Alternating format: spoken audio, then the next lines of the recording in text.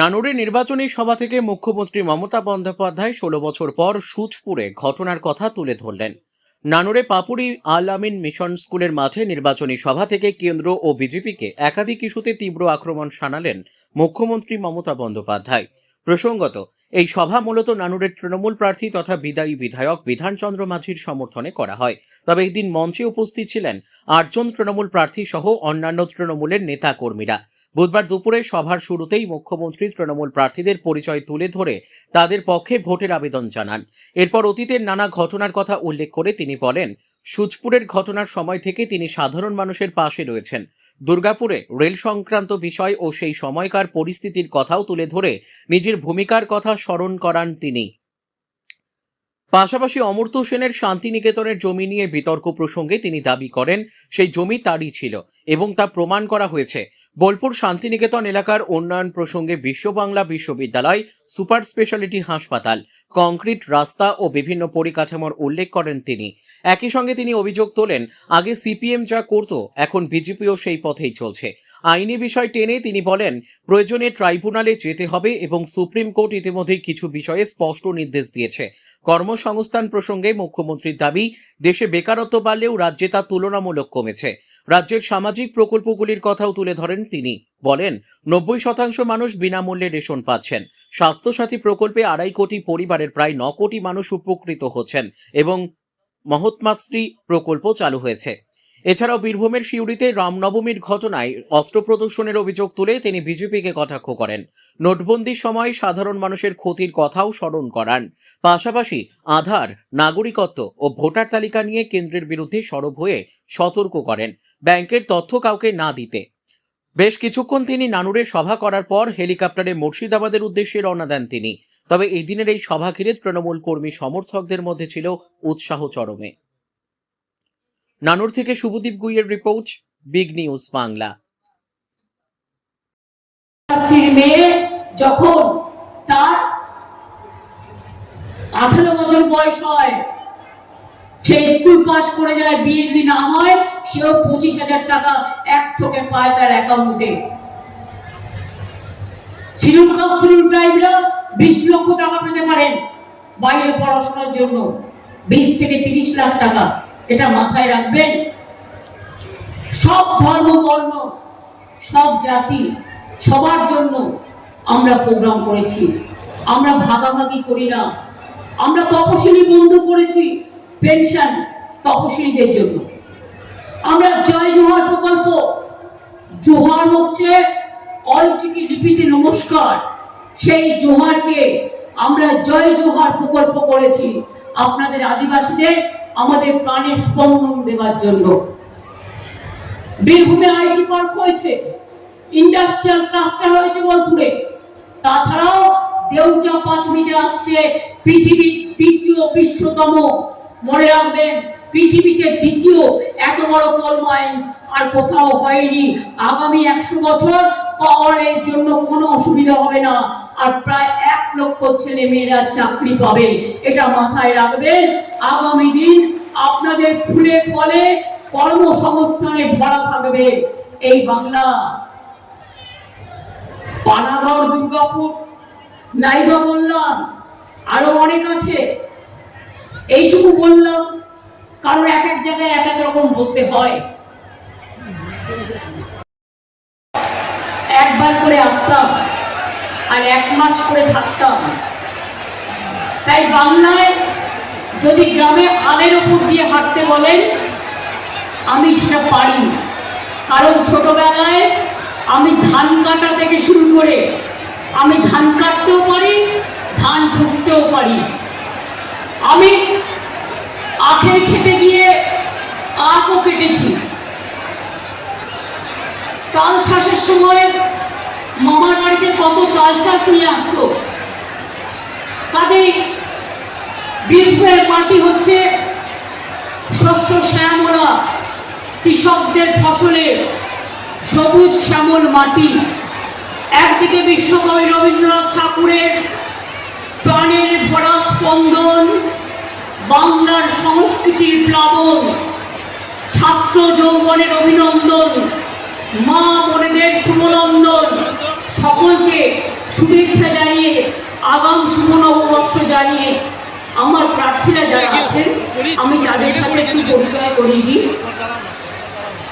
আমার এখানে প্রার্থী আছেন বিধান চন্দ্র মাঝি,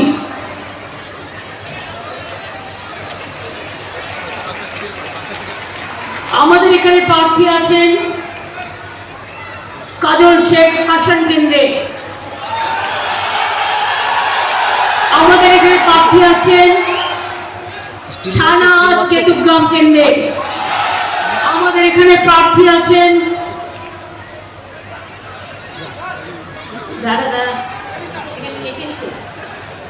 নরেশ বাউরি, তিনি হচ্ছেন প্রার্থী দুবরাজপুর বিধানসভা। আমাদের প্রার্থী আছেন চন্দ্রনাথ সিনহা বোলপুর, আমার চিরদিনের সাথী। আমার এখানে প্রার্থী আছে রানা মানে অভিজিৎ, একেবারে ফুল্লরা মায়ের জায়গা লাভপুর কেন্দ্র। আমার এখানে প্রার্থী আছেন আশিস ব্যানার্জি রামপুরহাট, যেখানেই আমি বলছিলাম ধান ক্ষেত থেকে শিব মন্দির সর্বত্র আমার বিচরণ ছিল, এখনো আমার মনে আছে। এছাড়াও আমার এখানে অনেক নেতৃবৃন্দ আছেন, অসিত আছে, যেগুলো সিপিএম করতো সেগুলো এখন বিজেপি করে। অত্যাচারীরা দেখে দেখে নাম্বার দেওয়া হয়েছে। আজকে আমি কৃতজ্ঞ, আমি একটা কোর্টে কেস করেছিলাম এসআইআর নিয়ে, কারণ 1,20,00,000 লোকের নাম বাদ দেওয়া হয়েছিল, বেছে বেছে যেন উকুন বাজছে।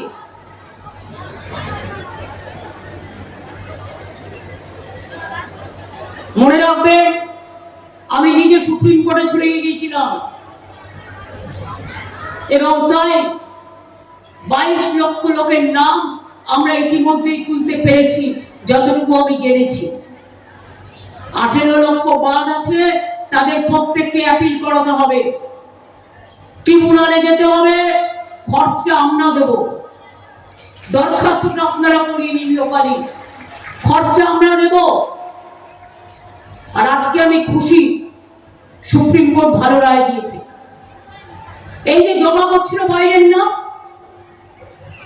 6 নম্বর ফর্ম, বাইরের আউটসাইডারদের ভোটারদের নিয়ে পদ্ম ফুলের বস্তা দিয়ে বাইরের নাম ঢোকাচ্ছিল, সুপ্রিম কোর্ট বলে দিয়েছে হবে না।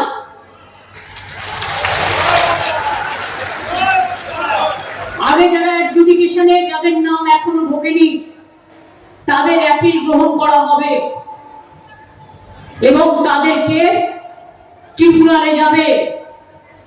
যার যা ডকুমেন্ট আছে তাই নিয়ে আপনারা যাবেন, ভয় পাবেন না। তৃণমূল কংগ্রেস যখন সব মানুষকে এসআইআর এর লাইন দিয়েছিল, আমাদের বিএলএ 1 আমাদের বিএলএ 2 আপনাদের পাশে দাঁড়িয়ে আপনাদের সাহায্য করেছেন। কালকেও ডায়মন্ড হারবারে একজন ইয়ারও মারা গেছেন, তার বাড়ি থেকে বলেছে বিষ পান করেছে কাজের প্রেসারে। আমি এদের বলি লজ্জা করে না? কত লোকের প্রাণ নেবে, কত বিএলও আগেও মারা গেছে, দিন রাত পরিশ্রম করেছে বিএলওরা, ইয়ারওরা, বিএলএ 1 বিএলএ 2। আমি তাদের সবাইকে অভিনন্দন জানাই, স্যালুট জানাই। 225 জনের ওপর মানুষ মারা গিয়েছে, তাদের আত্মা কিন্তু কাঁদছে।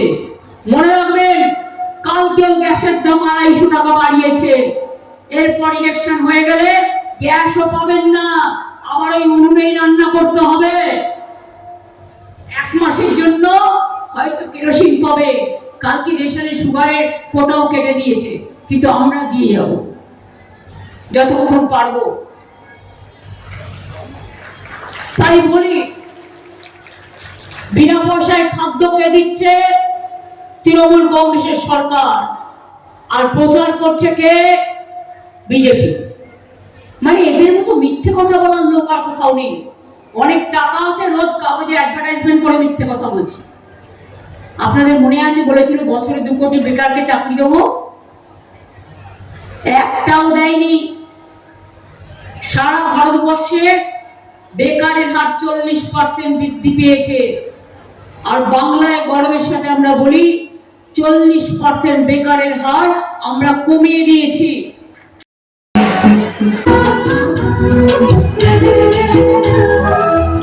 বাজে মাদল বাজে ধ্বংস বাজে রে, ঢাল বাজে ধ্বংস বাজে মাদল বাজে রে, পাহাড় করে রে আমার পাহাড়, জয় বাংলা রে, ধ্বংস